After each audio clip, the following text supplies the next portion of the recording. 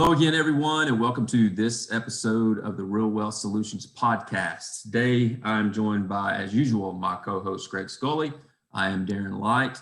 Our guest today, Carson Hess. Carson Hess comes to us by way of Boston. Carson has a couple of different businesses. One is developmentai.net. The other is thesuccessminded.com. Those are his two websites. We're really just going to jump right into what he has going on, how he's adding value. Carson, welcome. Appreciate you taking the time to join us. If you would just give us a brief intro, tell us a little bit about, maybe touch on both of those businesses and what you're doing today. Sure. No, and I really appreciate you guys having me on.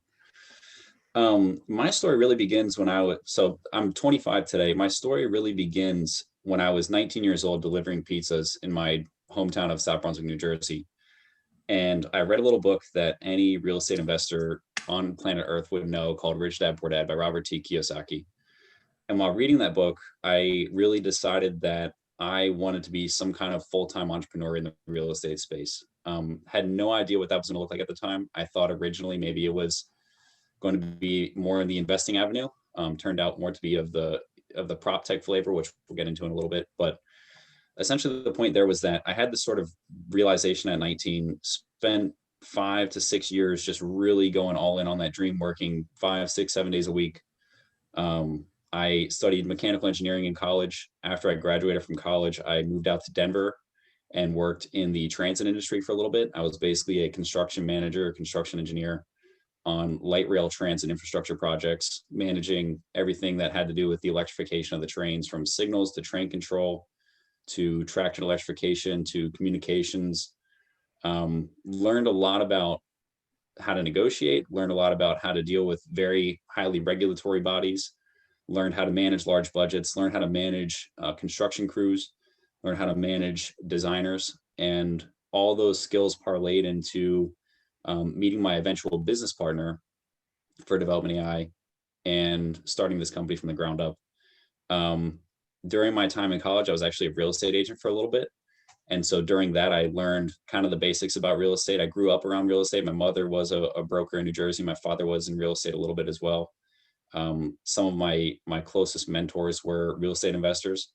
And so just kind of learned the basics of the game. But while I was an agent going through college, just kind of didn't really have the professional skills that were necessary to really be successful in that field. You know, it takes a very specific type of skill set to be a great real estate agent. And I just kind of didn't have it at the time. I think part of that was just because of my age, but also just because of my experience.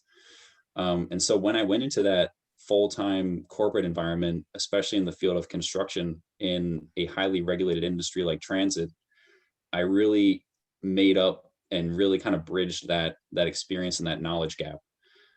So after working in Denver for about a year, I got transferred out to Boston on a much larger project. This project was about $1.1 billion. So it was about a 5-mile extension of the oldest light rail transit line in the entire country, the MBTA Green Line. And my first year or so on that job was really just spent reading through thousands of pages of contract documents, which really is just a larger scale version of what we do as real estate investors and what we do at Development AI, right? It's like trying to untangle these sort of knots. And so Development AI in particular, what it started as was a project that could show you what could be built on any particular parcel of land. So looking at zoning maps and zoning codes, regardless of how antiquated or not antiquated they were represented in a town system. And the analogy that we always like to use is that looking through zoning codes is very much like looking at the rules and regulations of different countries, because the second that you go into a different city, there's a different set of rules that apply to the game. And what we do at Development AI is we really ubiquitize all those rules. So we take in the zoning maps, regardless of whether they're in some kind of PDF or GIS format, ingest them into our system, overlay with assessor data and the rules and restrictions of the zoning codes, and make a platform that is ubiquitous across all these different city, state lines. On the success-minded side, you know, while I spent my 3 years of corporate life working through construction management, I learned a lot about what it's like to call it, you know, be a relatively high income earner, but also have the sort of struggles that I think a lot of individuals in that space experience, which is how do you find meaning in that work?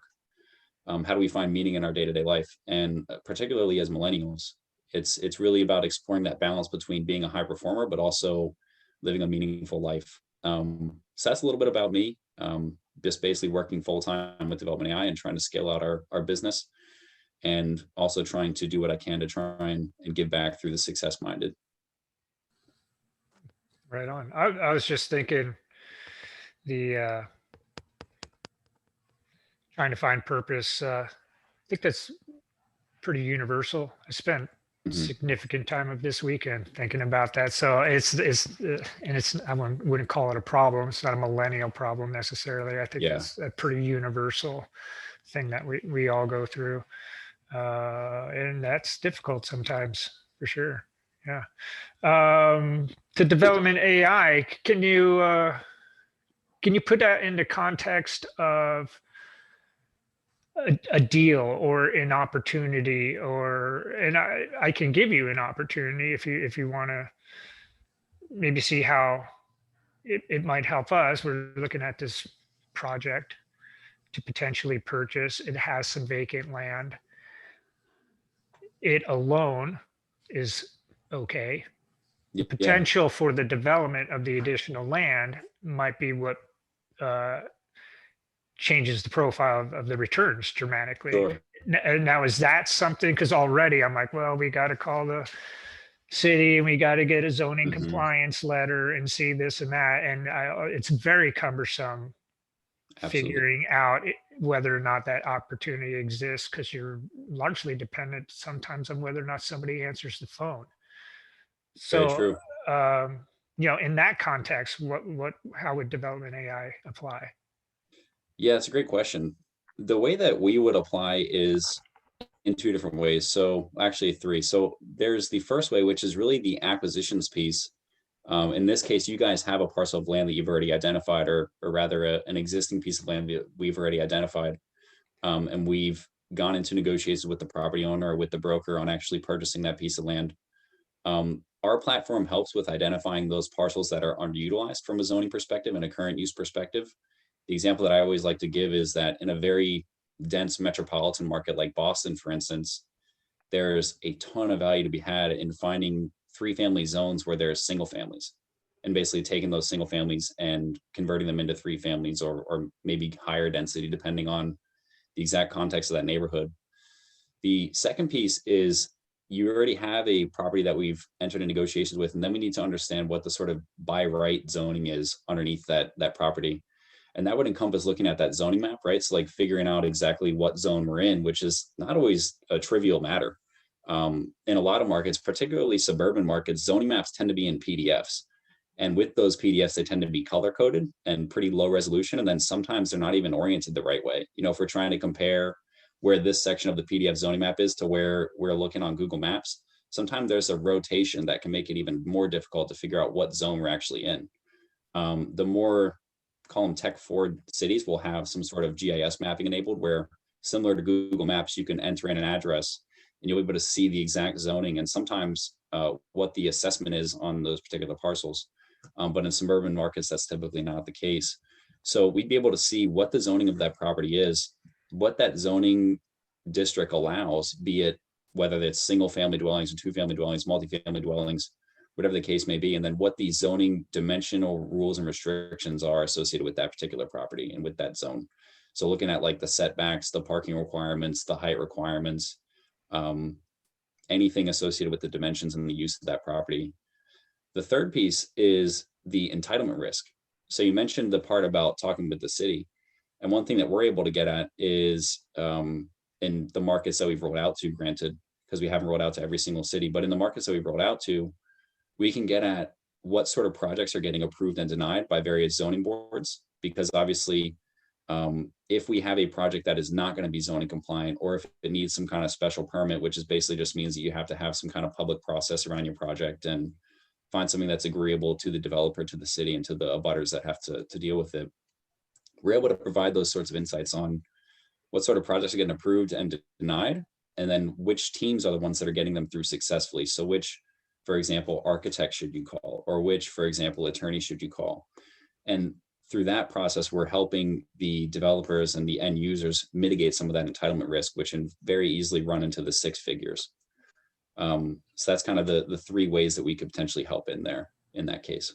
This would be potentially a huge time saver. Mm-hmm. Let's say for this specific type of project, you could potentially do research using your tool based on this parcel that we're looking at. It comes along with this other existing established property and make our offer accordingly. Mm-hmm. Whereas, and maybe get it sooner than, but the last piece you touched on, that sounds to me like there's got to be a ton of research that's going into that. Maybe some relationship building behind the scenes. Yeah. Can you tell us more about how you guys are getting that information as far as what type of projects are getting approved, who to contact, so forth? Yeah, that's like how are you figuring out who the contractors are or the architects? And is that is public information somewhere that you're able to scrape or? Yeah, it's in a lot of cases, it is public information. There are definitely some relationships that we rely on. And I think that ultimately the way that we do it today is going to look very differently from how we do it in the future. In the future, it's going to be much more, we envision it being much more that partnership model. But today it's really about identifying where these sorts of stores of public information are, and then writing software around being able to extract that. So you're exactly right in that respect. And the other thing that I wanted to touch on that is the whole point about identifying these more creative ways to get deals, because I think that we all know like multifamily is just such a competitive space right now. And I think that development is going to become an increasingly more important part of this, not only just in the multifamily side, but even just in the retail residential side. Right now, home prices are nearing historic highs and inventory is near record lows and interest rates continue to fall. And this is driving more development, and development still is not necessarily at these levels that were seen prior to the housing crisis. And there's still a lot of room to grow and a lot more people are entering into the game. So I think that development is going to become an increasingly important part of what we do in the real estate industry. And so I think finding ways that can shorten that learning curve associated with getting through zoning and getting through permitting and then actually building and getting through construction is going to be really important for the long-term success of the industry and the operators within this industry. Yeah, I mean, just in terms of demographic shifts, even lately that we've seen in COVID with, net migration, moving to mid-Atlantic, Southeast, Texas, Arizona. People are going to recognize that opportunity.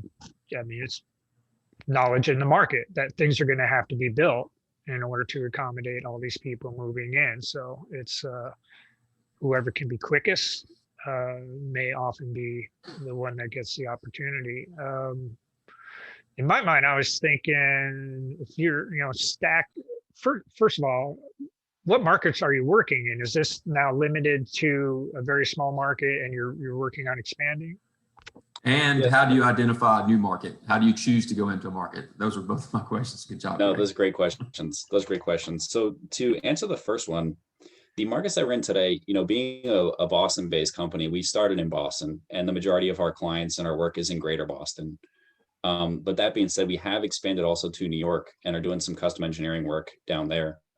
The 30,000 foot version of what markets we're in and what markets we're expanding to is really a function of client demand. So we look to partner with the clients that are really looking to grow their business, their development side of their business, and know exactly which markets they want to be in. And then we basically go out and proactively and scale with them. We really like to grow synergistically with our clients.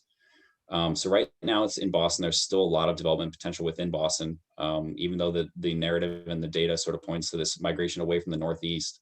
Boston continues to remain a stronghold of real estate and real estate prices and employment growth, particularly in the biotech sector.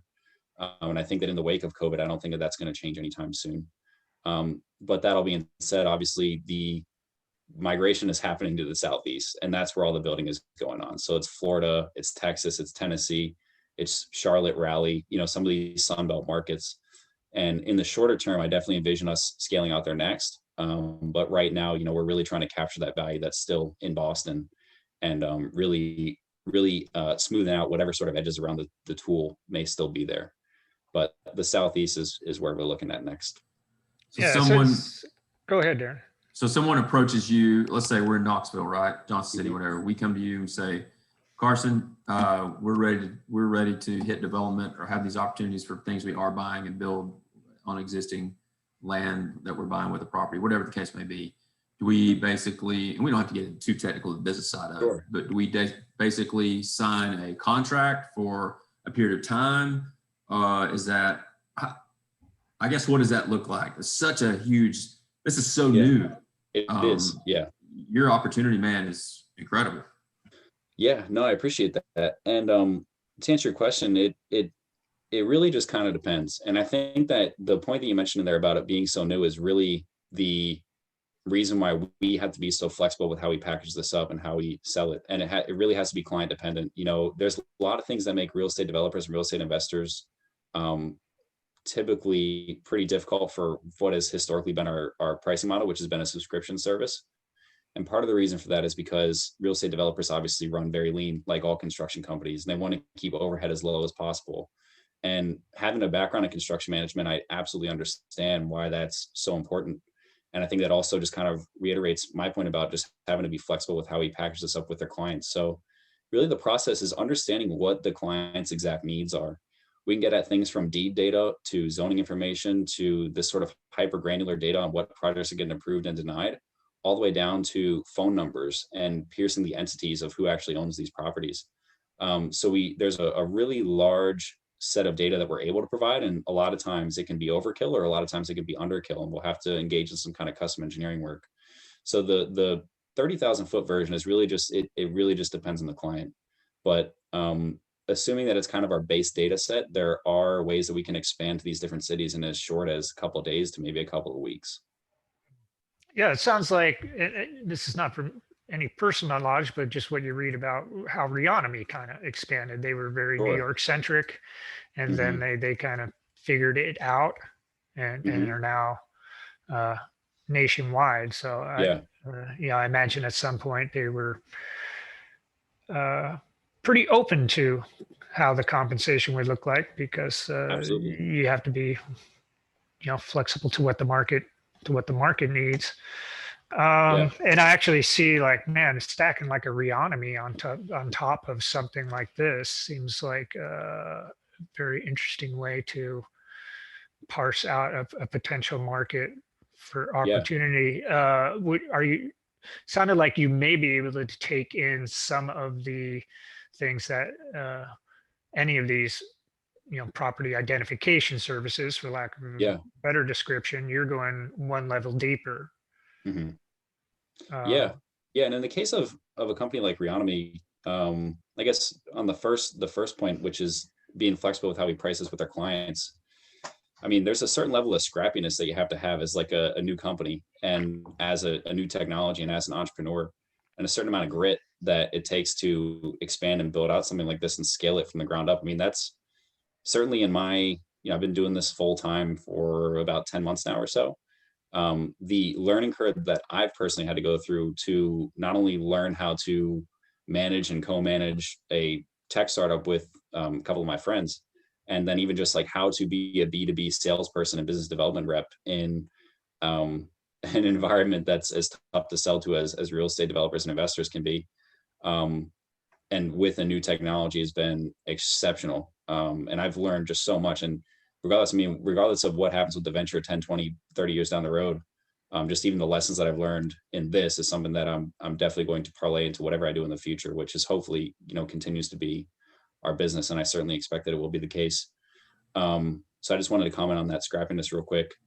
And then with regards to the data stacking, the real competitive advantage that we have is our ability to get at these sort of zoning insights and the ability to find out which projects are getting approved, denied, et cetera, and ingest these zoning maps and zoning rules and restrictions. There's no company to date that's been able to do that and been able to do that at scale. And I think the other piece is, even in the case of like a Reonomy, where Reonomy does provide phone numbers of some of these property owners, we can actually take this a step further and provide a much higher level of accuracy of phone numbers. And that whole acquisitions workflow tech stack is inherent in our platform. So a lot of developers or investors will take a service like Reonomy or like, another service and layer it onto a CRM, for instance, whereas we have both. So we have a CRM and this sort of graphing or this mapping functionality inherent within our platform. Is this So- specific to commercial real estate, or can people that were doing, say, single family residential entitlement, or is it kind of across all asset classes, or are you focusing on particular asset classes? That's a great question. So, it's always kind of this gray territory of trying to be broad enough to capture enough market share, but also be specific enough that you're not trying to boil the ocean and end up doing nothing right. Right. It's like the old adage is like, if everything's a priority, then nothing's a priority. And what we find is that we get the most traction right now with smaller developers that can use our tool as like this dedicated acquisitions person that they'd otherwise have to pay for and to staff. But we've also seen a lot of traction with the industrial use case. So right now, obviously with the coronavirus pandemic, industrial real estate has taken off because the e-commerce space has accelerated forward. I don't know what it is exactly, but maybe like 3 to 5 years. And so the demand for industrial real estate right now is just going through the roof, and particularly with industrial real estate development. But the advantage that we have as a company, aside from the zoning piece, is that with the zoning rules and restrictions, we can incorporate those in across any asset class. So from things as investment focus as like a single family home or a multifamily dwelling, all the way through to industrial, or all the way through to even energy systems, or even to bakeries, or whatever the case may be in the zoning code. If there's anything in the zoning code, then it's something that's going to be in our system. So that gives us the flexibility to respond with the market and with the asset classes that are performing the best and that are therefore in the highest demand. Yeah, I mean, the cannabis industry just popped into my Mhm. mind because that is rolling out. Virginia just potentially voted, at least hasn't been signed yet, but coming from Alaska, we were one of the first states to do that. And it was Yeah. very interesting to see how properties that were once just in these areas completely underdeveloped fall into the ground because of zoning, and how Mhm. it was so restricted of where you could have these cultivation or labs or whatever you want to call it. It ended up being very particular pieces Yeah. of the available real estate. So these things that were, prior to cannabis were cheap, now we're commanding a very high rent because supply and demand. There's very few properties that Right. qualify. So just Right. from the niche side of things, I'd be knocking on your door if I was in the cannabis space. Sure. Have we danced around the definition of prop tech? I don't think we've said the word until now. So I looked it up yesterday, so I am Yeah. in the know. I just want to make sure that Carson explains to us what that Yeah. means and what that means to his business and how it can benefit people. Because, like Greg said, had not heard of that. I'll let you guys sort of run with that if you don't mind. Absolutely. No, I'd love to. Prop tech really refers to real estate technology. It refers to having a tech stack that enables you to augment your current workflows and processes. So to use the example of multifamily investing, your workflow would consist of something like getting deals into your funnel, evaluating them, and then finding ways to close on them, managing your construction or your rehabilitation, and then finding some way to exit it. So looking more on like the finance side. So there's really 3 components in there. There's 4. There's the market research aspect of it. There's the acquisitions piece of it. There's the construction and sort of like the operational piece of it, or I guess the management piece of it is an additional aspect. And then the finance aspect.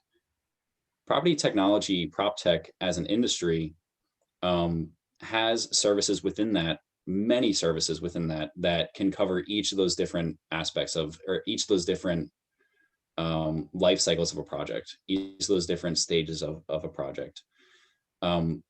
Real estate as an industry is very interesting for a number of reasons, as is construction. I really think that I really see them personally as kind of adjacent industries.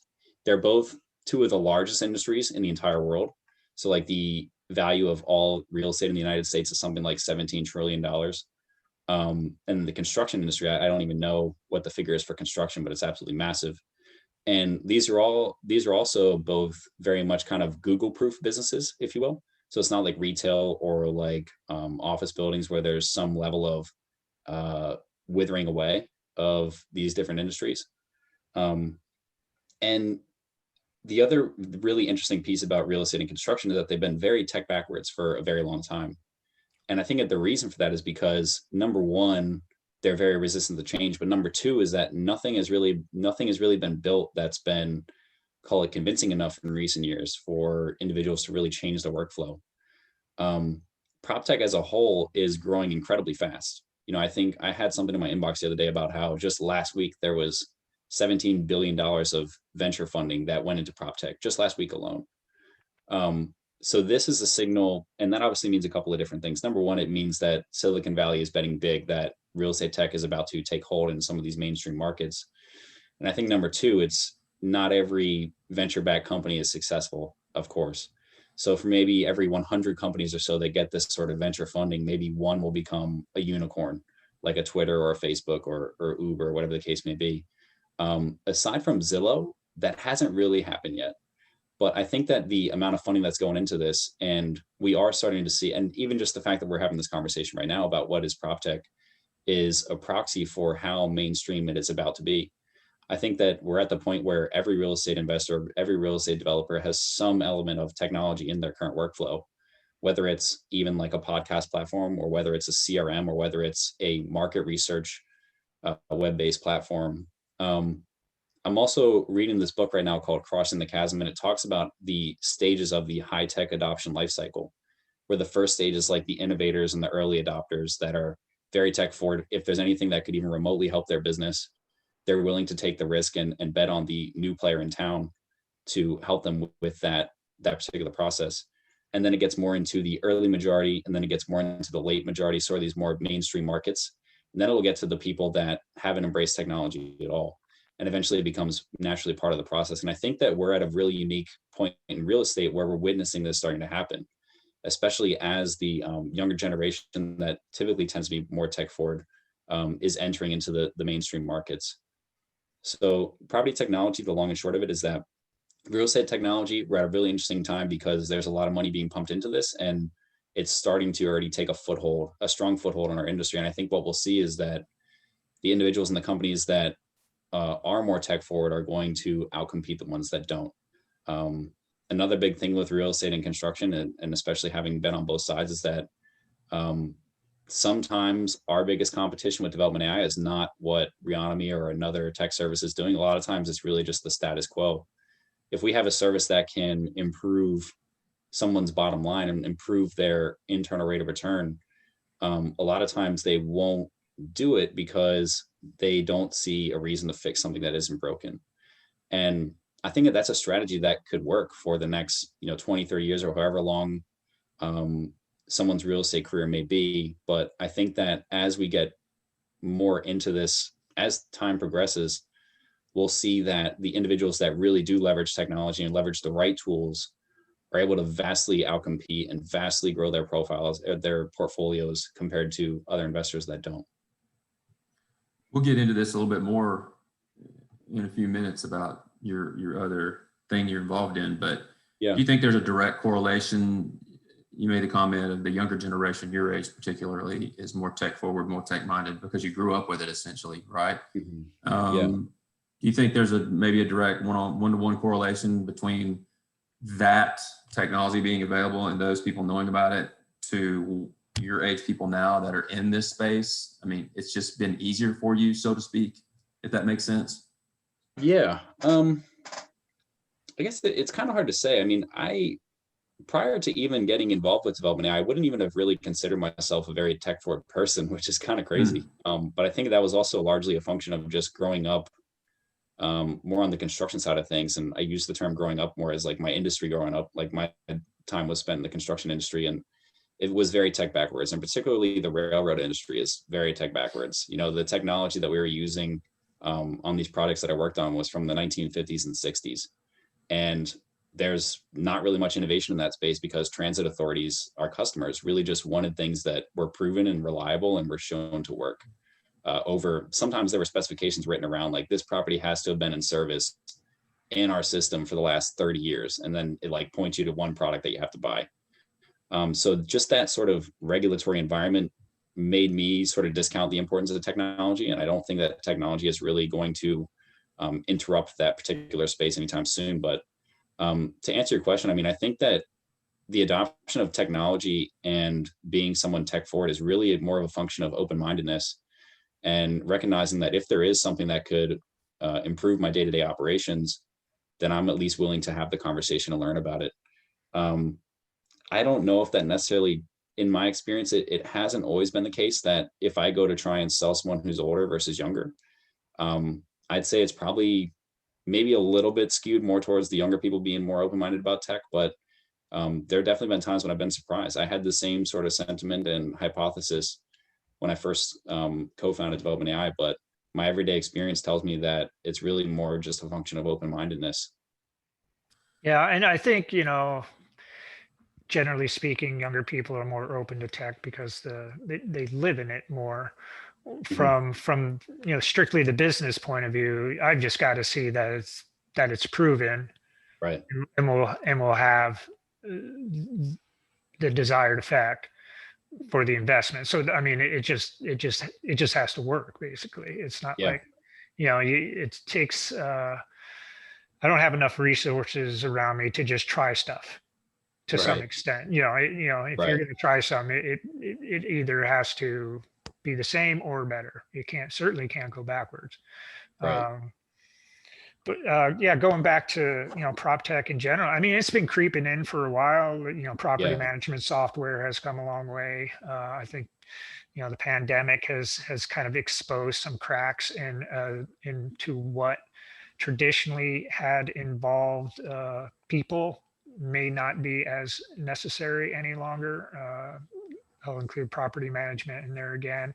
Things like submetering. With Wi-Fi, that's just kind of a low-level prop tech that a lot of people have taken care of. But who do you see as most exposed? Because I remember we closed a property, and I'm sitting on a bench. It was a huge pain in the ass, and I'm like, the final stage of this is literally dependent upon UPS delivering these wet signatures to a closing person in California by a time. I'm like, this is ridiculous that we are still dependent upon that kind of very old let's hammer this into a tablet and pass it around type stuff. So who do you see exposed? Who's gonna come out on top? Who's gonna lose in this? Yeah, I think really make some friends here for the people that are appraisers right now in real estate. Because look at Open Door. I mean, you don't even really need a real estate agent now if you want to sell your house. You can just get online and get offers. Yeah, no, and I mean, I think my answer would probably surprise a lot of people. I don't know if really anybody stands to lose, to be honest with you. Maybe that's not the best thing for me to say as like a salesperson of prop tech, but I think there's definitely something to be said about if things are broken, then don't fix them. I think it's really just a question of how. I think the more important question is really just how good do you want your business to be? If you've been in a market for 20, 30 years as a multifamily investor and you have those great broker relationships, and you're sitting on a lot of equity, and you're still getting opportunities that are coming to you, and you're able to get in at a good enough basis. I don't really see how somebody that doesn't adopt technology in that situation loses. I think that it's more of a question of how good do you want to be and how quickly do you want that to happen.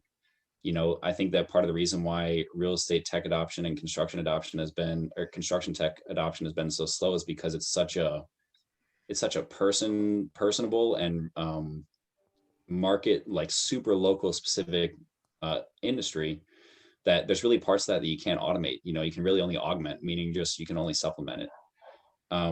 So I don't think that really anybody stands to lose. I mean, I think that the old way of business of being more of like a good old boy business industry is on its way out, but I don't think that that's going to change even in my lifetime. I think that there's going to be elements of that still exists. aside from being in prop tech, as a real estate investor myself, I always am going to want to do business with people that I trust and that I have known for a longer period of time and that I have a relationship with. And technology is not going to change that. So I think that really prop tech as an industry is going to augment and help people take their business from 85 to 100. Then it's going to be, something that people completely lose out on if they don't adopt.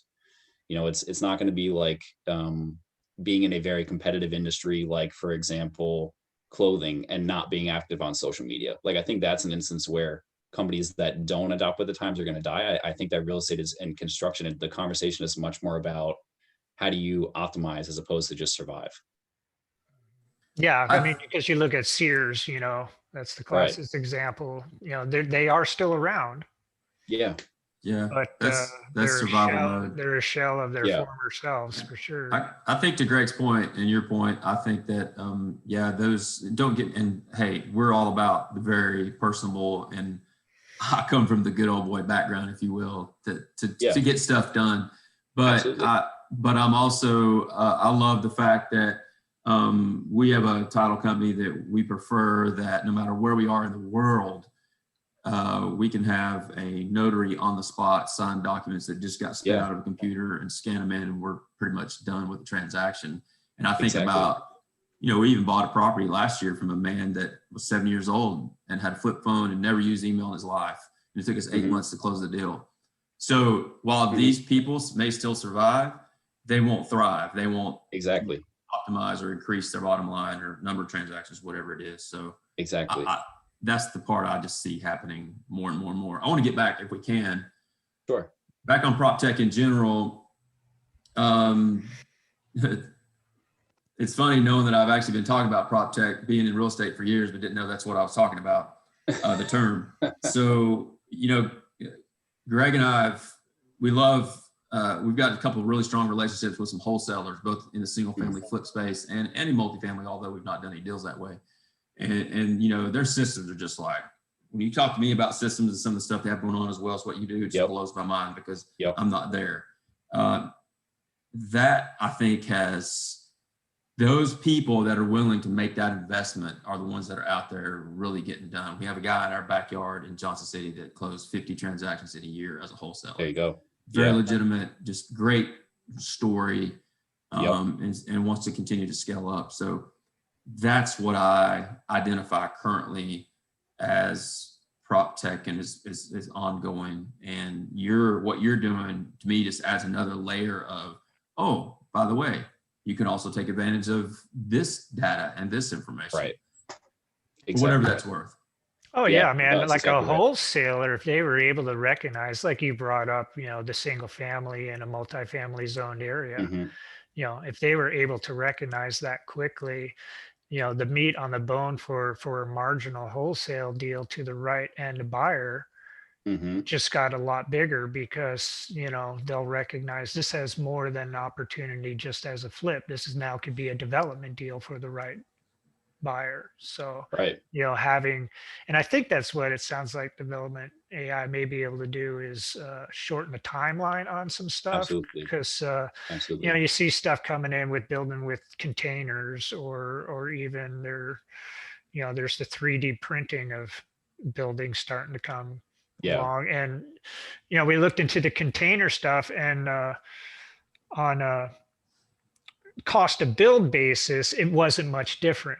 But what it did do was shorten the timeline significantly to when it would be cash flowing or be finished or so. Anytime you're able to keep the operating side of it or the holding costs down, is that kind of what you see as the one of the biggest advantages to the people that will use your service is the time component? Absolutely. That's definitely a big piece of it. And on two different levels. On the more residential level, it is really how do you find the most amount of unutilized properties and get the most verified up-to-date contact information of the property owner the quickest, and thereby really scale out that acquisitions piece. I mean, wholesalers are a great segment for us because all day they're looking for acquisitions and they're on the phones all day. The other side is really with trying to find zoning projects that are by right, that can get through permitting very quickly. And in particular, that really shows itself on the industrial side of things because of the insane amount of demand for it right now. And that ultimately, time save as an investor ultimately comes back to IRR. So we're trying to get into the deals as quickly as possible and exit from them as quickly as possible through the acquisitions, through the management, through the construction, through the operations, so that our internal rate of return is as high as possible. And so from that perspective, time is absolutely critical for some of the individuals that we work with and some of the firms that we work with. And even just a note on PropTech in general and on our service in general, there's a lot of capabilities that we provide, but ultimately it comes down to what's best for our particular client. What feature set is going to help them increase their IRR, mitigate their entitlement risks the fastest. And our solution is not right for everybody, but it is really right for a couple of individuals.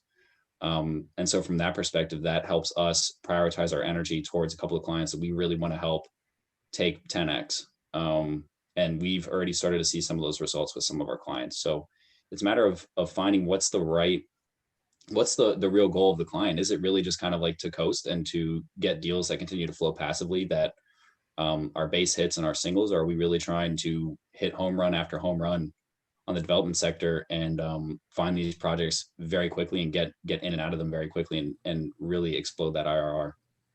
Go ahead, Darren. Are you and your main business partner utilizing your own technology to make investments yourself? No, not today. No. Okay. Maybe in the future, but as of right now, that's not the plan. Okay. Just checking. Yeah, absolutely. But it doesn't sound like it's a single product. Maybe it sounds like a suite of products that you can choose from depending upon what you're trying to accomplish. So it's a suite of features that very well could be their own products, and we've definitely explored that. And I think that there are some really interesting markets that we could tap into with the different suite of features that we have that could be standalone products. But as of right now, we offer the main service, which is really just kind of like that acquisitions piece. There's the entitlement risk research piece, and then we have a second component that's specific to Boston, where we send out like an email subscription of projects that are getting approved and denied and that kind of stuff. Oh, okay. That's very smart. Yeah. Very smart. Yeah, I love that. Hey, it's Greg from Real Wealth Solutions. If you'd like to know more about our passive income opportunities, jump onto realwealth.solutions and hit that schedule a call button. We're always happy to talk about our multifamily and flip projects and to answer any questions you may have.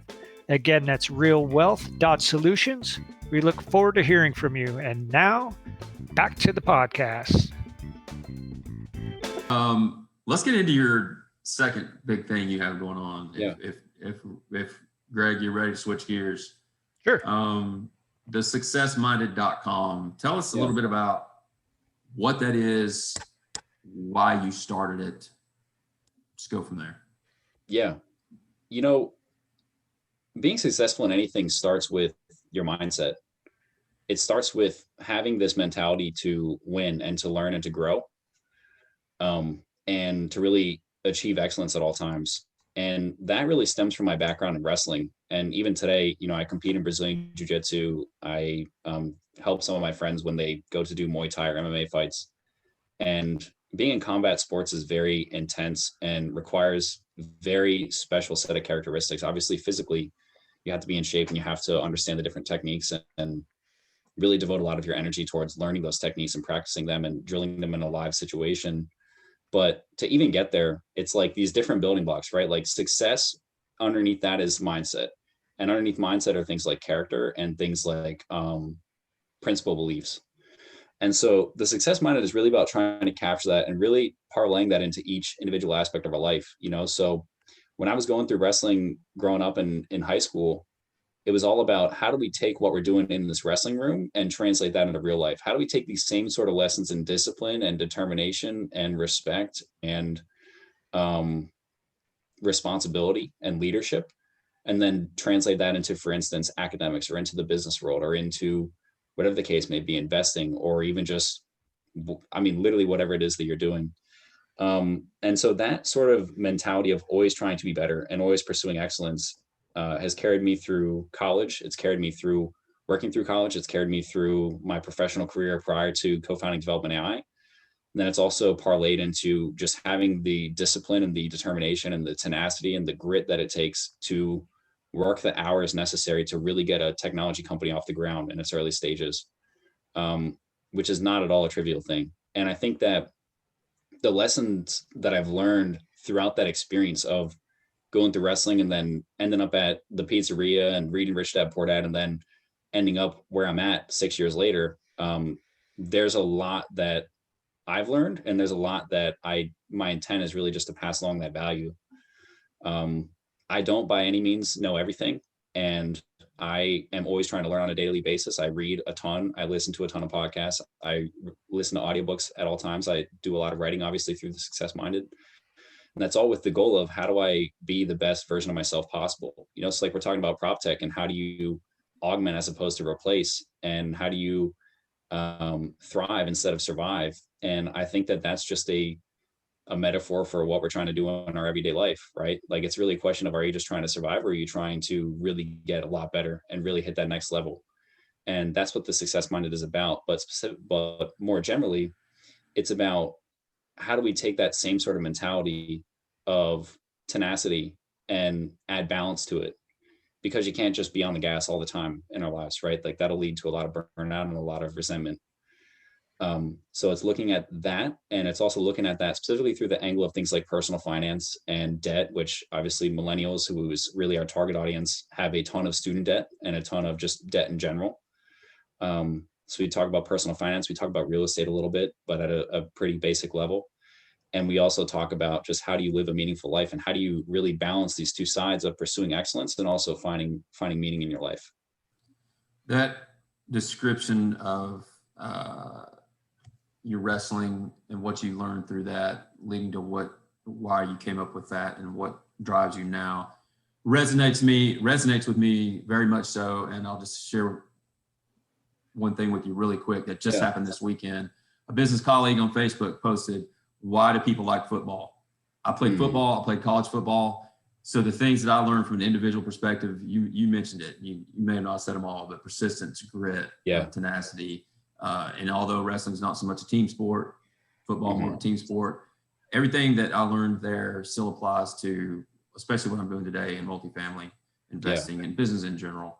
And even though I've only been working for myself for 3 years, I can look back and go, I was able to do this 20 years ago because of this fundamental discipline that I had. So highly, and I responded to that post like that. So I love that image, if you will, and the fact that you're only 25 and you felt like, hey, I need to share this with the world. I need to share this with the people my age. It's hard for me I think about myself when I was 25, and I'm nowhere near your level as far as your maturity and your level of thinking. And so I just wonder what that is. That's like, I've got to share this with, especially people my age. I want to help them. Is there more to it than just, what is inside you that, is it because maybe, I don't know, can you talk to that anymore about why you want to share that and help other people? Yeah, I think, I think as a human being, we've all suffered from the human condition, and looking at and we've all had struggles, right? And like, we will continue to have struggles, in life is something that's fundamentally very hard, and it's very difficult to do correctly. And like any other human being on the planet, I've had my fair share of struggles. I mean, it's certainly nowhere near what some other individuals have had, but I think that really the distinguishing factor for me is that I've been fortunate enough and unfortunate enough in the short term, but fortunate enough over the long term to be very sensitive to what is going on in my environment, to the extent where, from an engineering context, sensitivity we describe as something where there's a really small input. So in this case, maybe something that goes wrong, but it's not like earth shattering by any means, but the response is very high. And so that to me is really what I mean by having high sensitivity, to where something small in my life could go wrong, and I'm able to learn a lot from it because I'm very introspective. I'm very introverted. I spend a lot of time thinking about what I see on a day-to-day basis. And And being able to parlay that into the question that I really asked myself when I was 19 and was reading Rich Dad Poor Dad of like, what is it that I really want out of my life? And it's really like a massive amount of business success and also a massive amount of personal success, because like what good is having one without the other? At least for me, everybody's different. But it's really just asking myself that question, and then the sensitivity kicking in to be like, what sort of things can I do that will drive the sort of results that I want? On a macro basis of like, what should I be doing this year? But then also, what should I be doing right now? Like, what's the best use of my time right now, my energy right now, recognizing that both are finite, recognizing that I'm not going to live forever, recognizing that someday I'm going to be on my deathbed and wondering like what sort of things I could have done more. And like, just that proactive fear of regret, I think, is what really drives me, because I know that these sorts of things are coming. I know that there's adversity coming in my life that's going to be way worse than whatever I experienced as a young man, and way worse than like what I experience now, just like in the stages of trying to get a business off the ground. It's obviously very adverse, very challenging, but it's recognizing that someday that day is going to come, and that's for sure. And it's like, how do I just minimize the regret that's inherent with that and really live the life that I want to? Because like we all have the power to, and it's a function of what do you actually want. And it's like, just have the discipline and the drive and the balance to go and get it. You have an incredible sense of self-awareness for your age. And sometimes it takes us longer in life until we have that. And your emotional intelligence, IQ, is incredibly high. So Thank you. And that's just stuff I've learned over the last 5 to 10-ish years. And now I think that's awesome. And just that alone, you can lend to your generation or even the one before you, to help, man. That is, yeah. I mean, I was like 40 before I started thinking about that kind of stuff. I mean, and it's not that it's bad or different. I mean, but you've got such a, a head start, or I see it as fortunate that you were able to find that at an earlier age than I did. Yeah. Yeah. And that analogy you use with engineering, these small sensitivities get high returns. It's like your decisions you make now, even no matter how small they are, can lead to huge impact. It's just like the daily thing we do now. It's like, I'm not a huge goals guy. I have goals, but I'm about the daily stuff, little things, tasks, habits that I have to get done in order to reach there. Because once I reach there, I'm there. There's got to be something else, right? Yeah. So I love how you. It's interesting because I'm thinking back to like Darren and I are similar age. For a long time, we might have only had this, for me personally, there were probably 8, 9 people that I interacted with through between 6th grade and by the time I graduated high school. It was a very small circle, and they were all great friends, and I still talk to a lot of them. But that's great. With what you're doing on Success Minded, or in general, the opportunity of, what upside of social media is, you can still have those close friends that you see every day and just hang out with and everything. But then you can have another subset of friends that are maybe more in tune with what you're talking about on Success Minded. Yeah. And those people may not be immediately available to you in the physical world. So, that you're able to, put this stuff out, share, find like-minded people. Because, there's that law of attraction type thing. I don't particularly agree with some of that premise, but I think what you tend to focus on is what tends to come to you. And just having that opportunity to do it online is a great advantage that we all have now. Absolutely. Yeah. And I want to touch on a couple of things in there. So another thing that I talk about a lot and that I'm a big believer in and that I write about a lot is like self-compassion. And a lot of that is around the philosophy of, if you guys are familiar with Jordan B. Peterson, who's a relatively well-known psychologist from the University of Toronto, he talks about one of the rules in his book, 12 Rules for Life, is comparing yourself not to who somebody else is today, but to who you were yesterday. And I think on that same note, a very common thing that people say to me is about how like I have this head start and whatnot, and how they wish that like at my age they were thinking the way that I was and that kind of stuff. And it's like, I think a big thing is like just recognizing that the only thing we can control is is how we are today compared to who we were yesterday. So like I even sometimes beat myself up about, like, there are a lot of mistakes that I've made that could have made my life a lot better than it is today. But the only thing I control is what sort of things I do today. And ultimately the goal is just be better than I was before, and not be like, there's a lot of 25-year-olds that are like leaps and bounds ahead of me, and so it's not necessarily productive for me to try and compare myself to them and create this sort of resentment at the gap that exists there. And I think on the second side, you mentioned being able to connect more online with individuals. I mean, bringing this sort of full circle, I mean, before the show, we were talking a little bit about guru culture. And part of the reason why I don't like it so much is because it's really about just trying to monetize on people's most basic desires of being rich and being happy and being fulfilled.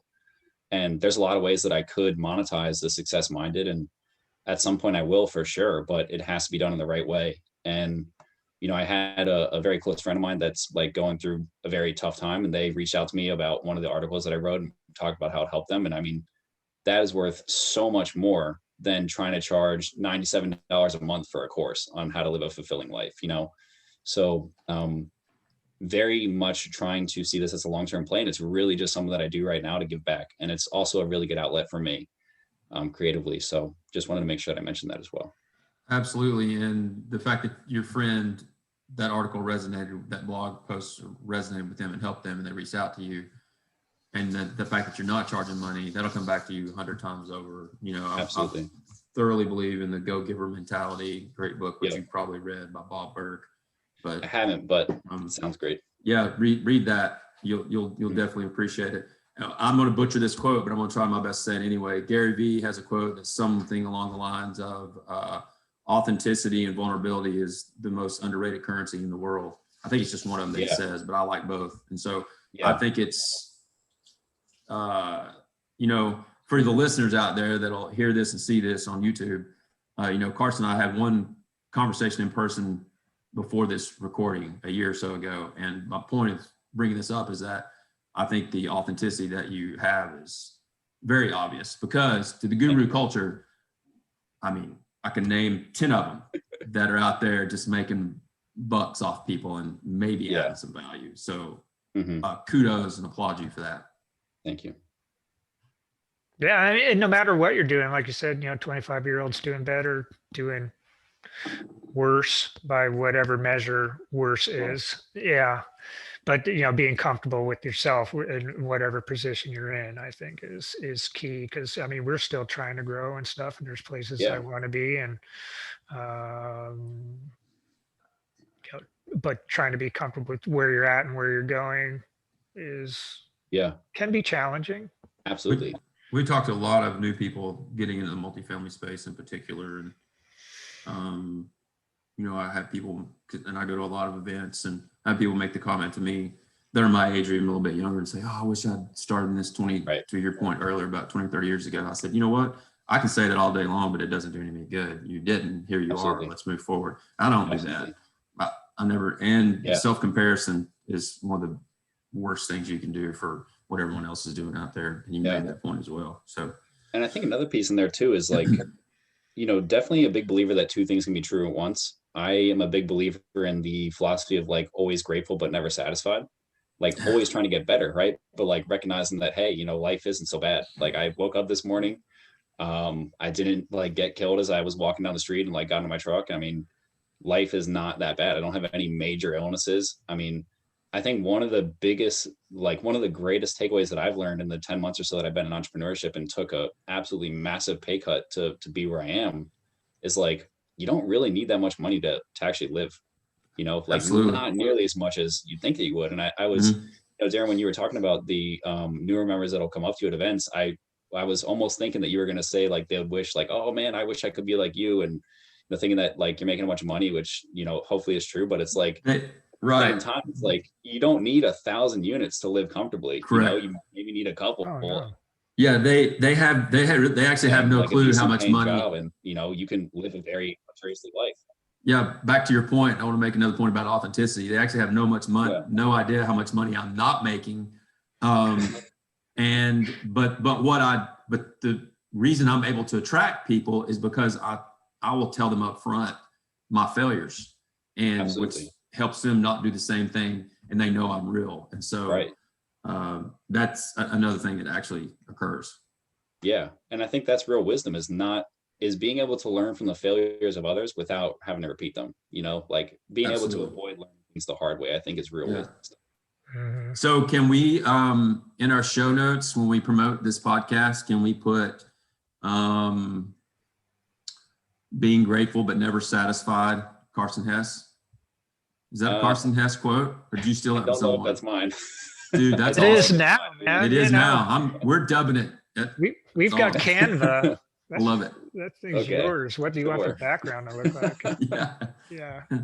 See that Sure. so many times, people doing quotes and they put their Yeah. name to it or somebody else's name to it. I'm like, I know that's not you or that other person. I'm like, what? Oh, Yeah. Okay. Yeah. Yeah. Or quoting yourself on your own page. I thought that's a Mm. good, that's fine. Whatever. I mean, it's Like just, referring to yourself it's in the not third me. person. Yeah, Yeah. right. Like you're Bob Dole all of a sudden. Yeah. Uh-huh. I think we're gonna try to wrap up. Yeah, God, I gotta go. I actually have to do some sweat equity today. So There the you go. grind is, yeah, it happens. That's Happens great. all the time. we've talked about so much. Is there one thing that you want to leave our listeners with before we let everybody know how to get in touch with you? Is there one thing, like, success habit, I guess, on a daily, and you may have already said it, but if you want to repeat it or just give us one more nugget, that would be great. Sure. Yeah, I mean, I think for me, my whole life philosophy is relatively simple, but not at all easy to put into practice, and something that I strive to do every day. But it's like, think about what you actually want from life, and then make sure that your daily actions are in accordance with that. Much easier said than done, and it's something that I very much try to do on a daily basis as well. Awesome, thank you. How can our listeners get in touch with you, Carson? What's the best way or preferred method? Yeah, I'm pretty active on social media. So on Instagram, Carson_Hess, just my first name _ last name. On LinkedIn, I'm very active as well. Facebook, somewhat active. And yeah, I mean, I love talking with individuals in the real estate space, anyone in general. If they find some value in what we're doing at the Success Minded or at Development AI, I'm more than happy to have the conversation and help any way that I can. There's, like I mentioned a little bit earlier, our services are not right for everybody, but at the very least, if there's people that I can connect you with that can help you along in your real estate goals, then that's a service that I offer free of charge and always will. So I love that. Connect with people. I thrive on that as well. Awesome. Yep. Absolutely. Greg, anything else? If not, you want to take us out? Yeah, sure. No, thanks, Carson. Great conversation. Likewise, looking forward to guys. see what Development AI does. I think you're onto something there. Hopefully I can use it someday, because Absolutely. this buying value add stuff is a little more difficult than I'd like at the current moment. So we are starting to look at some other options, development and so on. So certainly. For the Real Wealth Solutions podcast, we want to thank Carson Hess for joining us today. If you found something valuable and you think somebody would benefit from it, we would appreciate you sharing this episode with them. And you can also just check us out at realwealth.solutions. There's a contact form there. We're happy to get on a call if you're interested in anything that we're up to in terms of real estate. So again, appreciate your time, everybody, and we will see you on the next episode. Take care, everybody.